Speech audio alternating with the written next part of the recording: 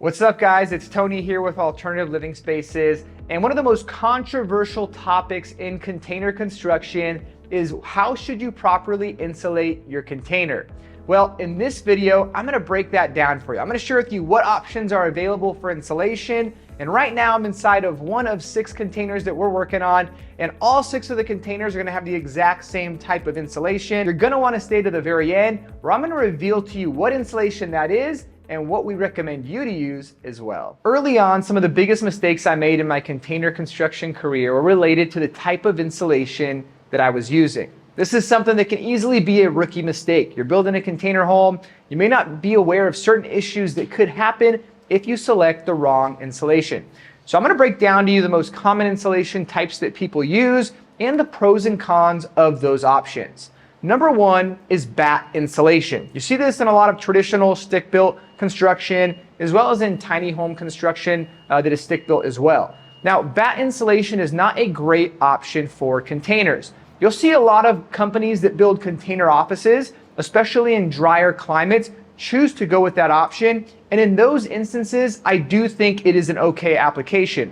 For example, we're right here in Las Vegas, Nevada. I have a container office that we work out of. That office has batt insulation. In Vegas, the climate is extremely dry. We're not worried a ton about moisture and humidity on the inside of a container. But it's really important to note this, that moisture can be one of your biggest issues in your container home. There's a concept and it's known as container rain. And it's this idea that if your container doors are closed, your windows and doors are sealed as well, and you're in a humid climate, you can have droplets begin to develop up on the rooftop of your ceiling. This can happen if there's not a good vapor barrier within your container. So because batt insulation doesn't truly provide any kind of vapor barrier, it's not a good option if you're in any kind of moist or humid climate. And in my opinion, we don't use it for any of our homes. We just want to make sure that no one has that issue. And so because of that, we have alternative options that we select when we're doing our homes. Now, I will say this, batt insulation could be a good option in combination with another type of insulation. And we'll just jump right into the next type, which is spray foam insulation, closed cell foam insulation.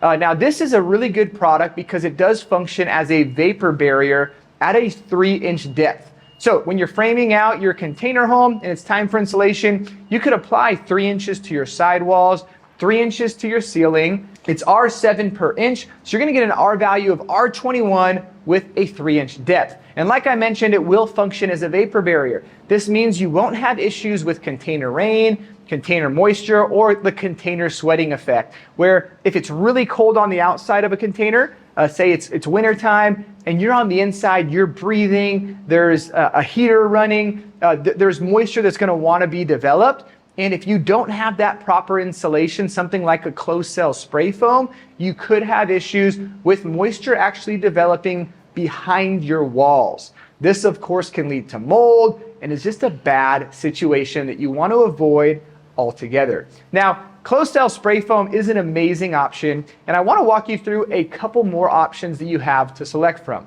There is a product out there called InsoFast. It's a panelized system designed specifically for containers. These panels are already corrugated to match the shape of the container walls. They have an okay R value, maybe around R13, and it's something that is very DIY-able, the way they do these. What's interesting about these panels is they also have built-in furring strips that will function as your framing, and they have built-in raceways that function as paths for both your electrical and your plumbing. Now, we've used InsoFast on multiple occasions, and it's not something that we use on all of our builds at the moment. And there is a couple reasons for that. One of them is, for us, we do like the rigidity of a traditional frame structure.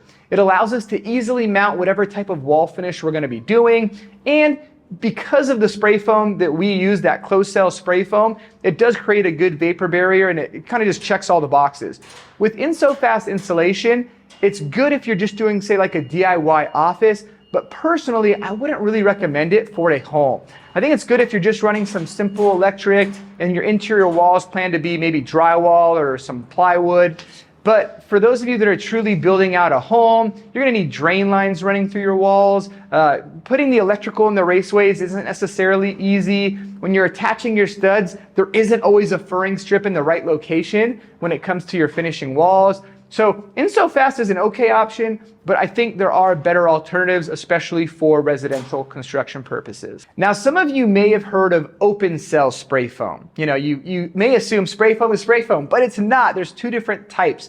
Now, open cell spray foam is a good insulation, but not necessarily for the application of containers. With open cell spray foam, it doesn't create a vapor barrier. So you could fill your entire container with open cell spray foam at a 3-inch depth, and it will not be equivalent to 3 inches of closed cell spray foam. And like I mentioned before, the vapor barrier is one of the most important factors. It's for that reason that we don't use open cell spray foam. Now there's two more options that you may come across. The first is EPS foam board. This is something that you can find in Lowe's and Home Depot. Typically comes in maybe 1/4 inch, 1/2 inch, 1 inch, maybe even 2-inch thicknesses. It's oftentimes those large white panels and it has a metallic back to it. So there's a couple thoughts on this.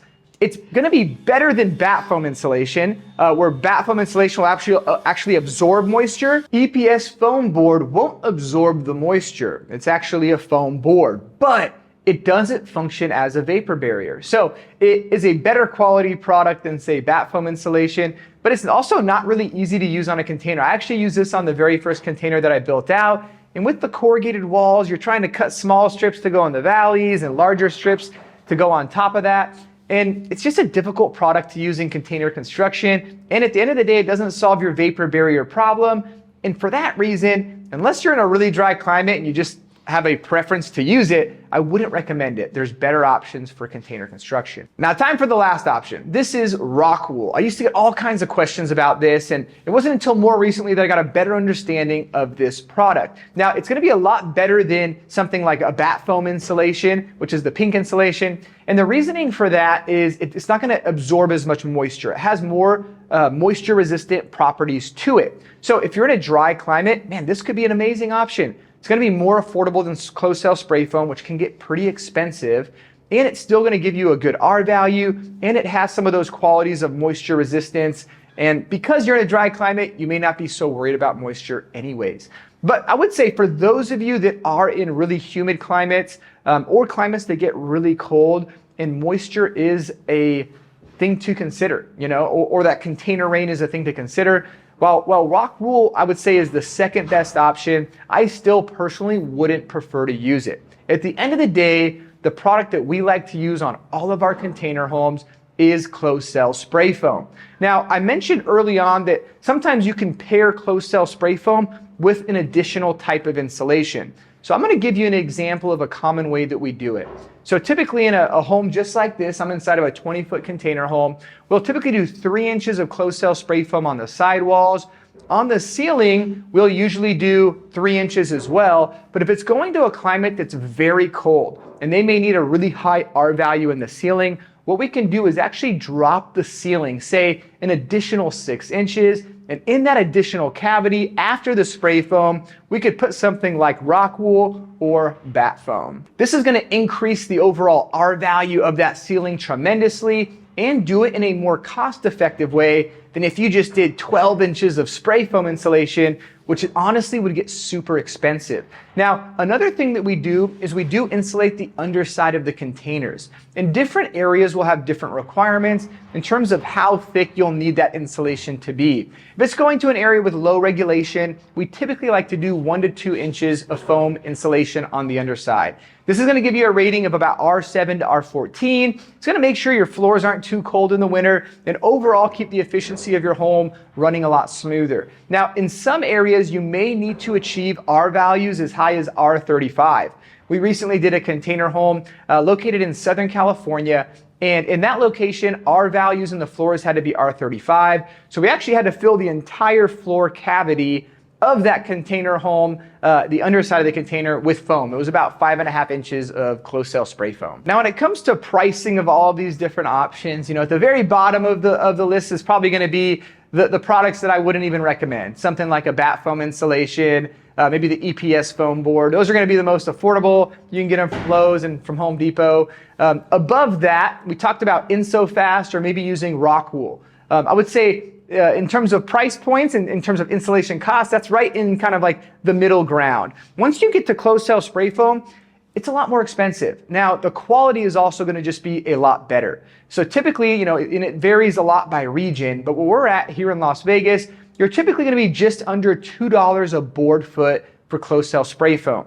Now, a board foot is a 12-inch by 12-inch by 1-inch depth space. So we have formulas that we use, but you can basically do the math and figure out the square footage of your wall space, the depth of your wall space, and times it by that board foot amount to determine the cost. On average, with closed cell spray foam, for something like a 20-foot container that we're in right now, we see that be somewhere around $3,500. And when it comes to a 40-foot container, that cost can be closer to about $6,000. Now, we're paying a third party who specializes in spray foam, that's all they do every day, to come in and perform the work. They do sell froth packs, but in most instances, we need a lot of spray foam, and so to purchase a ton of froth packs just doesn't make sense for us. Now, if you're doing a really small area and you just need a little bit, you can consider those, and you can pick those up for about $800, and it'll cover about 600 board feet of space. But for those of you that are doing an actual large container home, going that direction is just going to be a ton of material that you purchase. And if you've never done spray foam before, the application process could be sloppy. And so hiring a professional to come in and help you with that aspect could be a great move. Well, I hope you enjoyed this discussion on shipping container insulation options. There's a lot of unique curveballs that you need to navigate in container construction. This was obviously a big one, and I put together a free training that's going to help you navigate some other ones as well. It's an hour-long training designed specifically for those that are looking to do a DIY container home build. The link for that is found in the description below, so please take advantage of it, and I'll see you in the next video.